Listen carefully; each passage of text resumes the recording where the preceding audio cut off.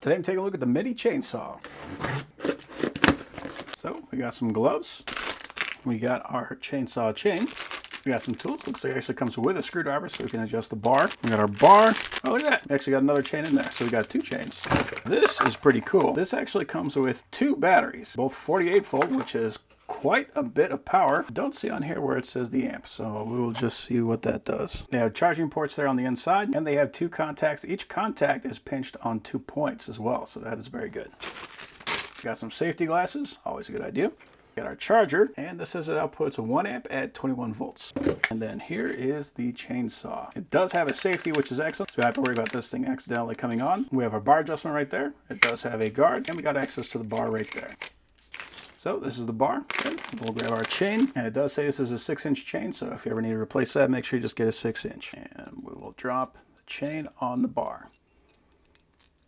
Just like that. So these teeth will go right between the slot on the bar. Now we could put the bar on either way.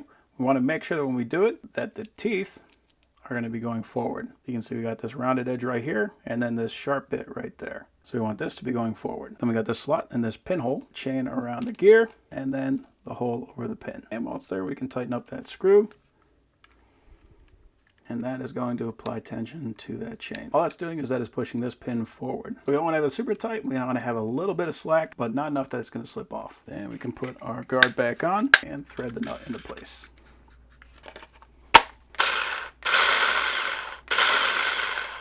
Cool.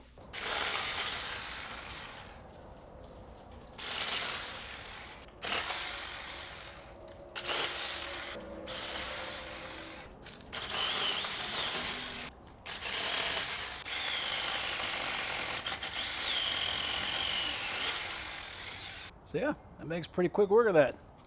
That is a nice, effective tool.